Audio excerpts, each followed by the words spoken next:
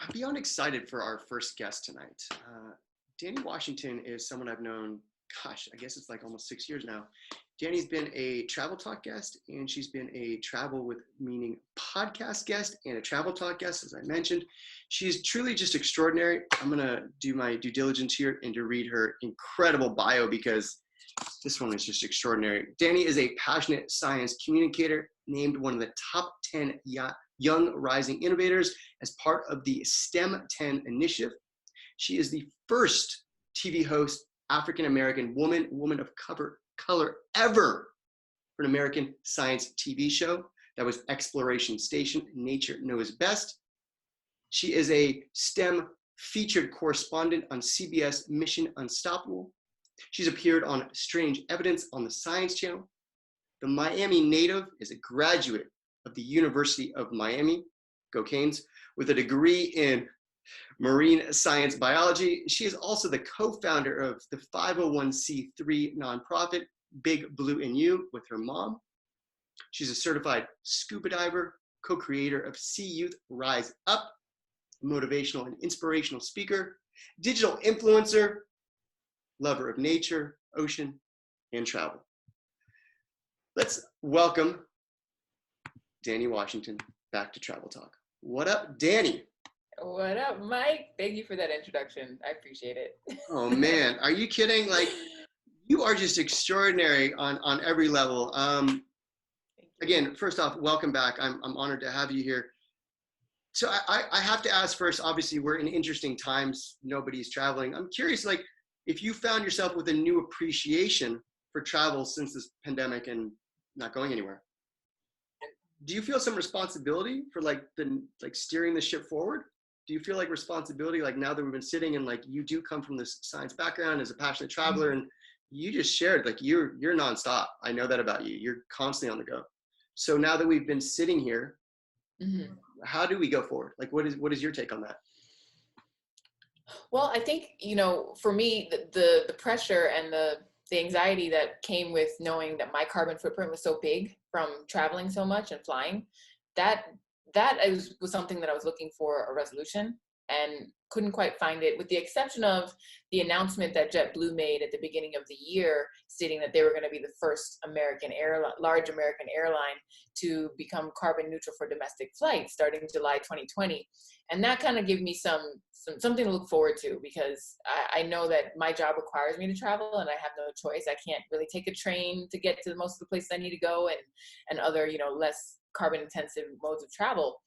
So I think going forward, we have to look at how we're going to demand these companies that are providing travel opportunities to look at their carbon footprint and help us as travelers lessen ours. And that is a collaborative effort. It takes the customer and the companies who are providing these services to step up and to decide and say, no, we're not going to go back to the old normal. Like, we have to redesign the way that we're moving.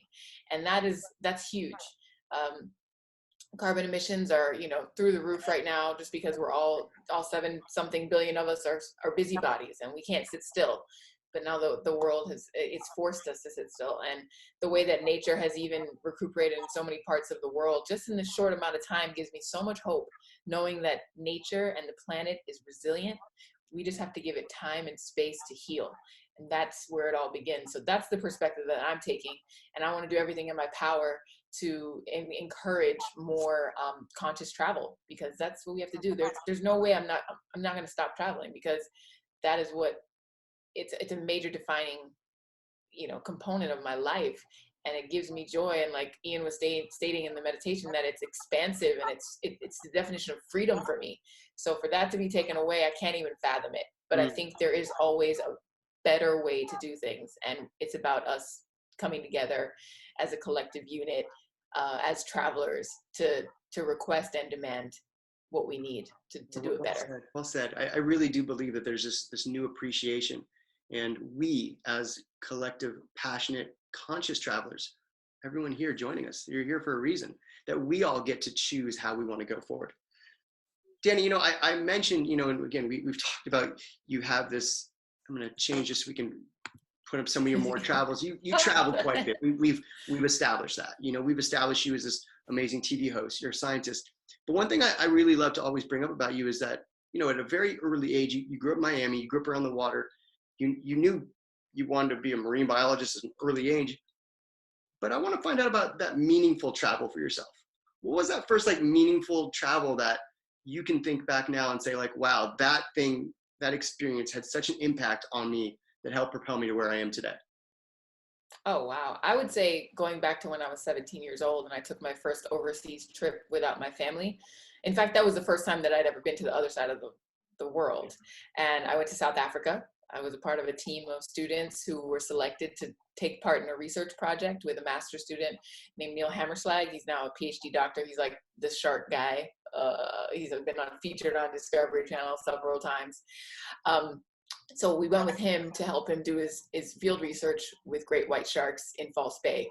And that trip changed my whole life. It set the tone for what I wanted and what I was striving for. It was to go out and create, you know, travel to unique places and embrace and experience the culture, but also experience the natural wonders of that place. And in that scenario, it was the white shark, seeing one of the biggest shark species in the ocean, the most fierce, up close and personal, was like, it would seal the deal for me. I knew that I needed to continue working for oceans to promote ocean conservation so that I knew that generations to come could experience what I experienced with those sharks.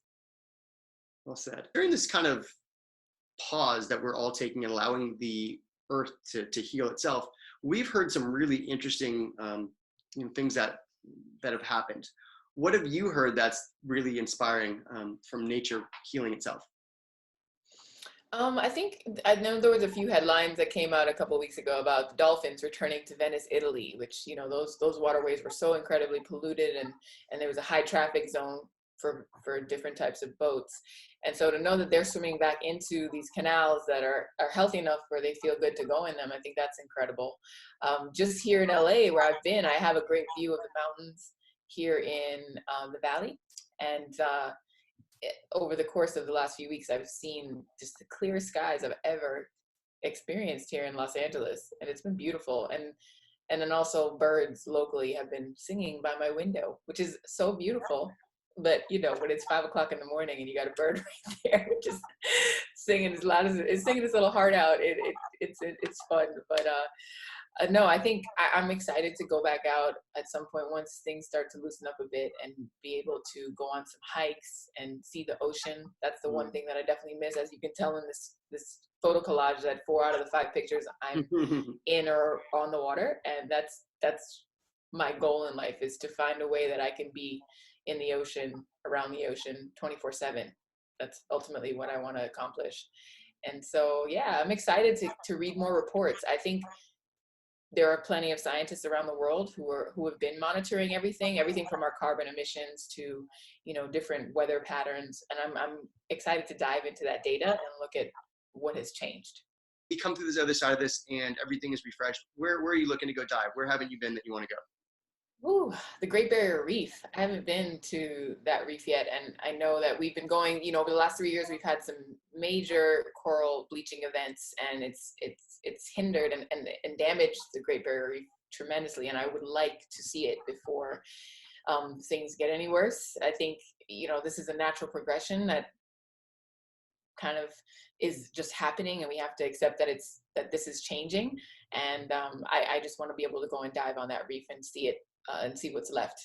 I think it's a huge reef, and of course Australia is a massive continent, and yeah, I think there's so much to explore there.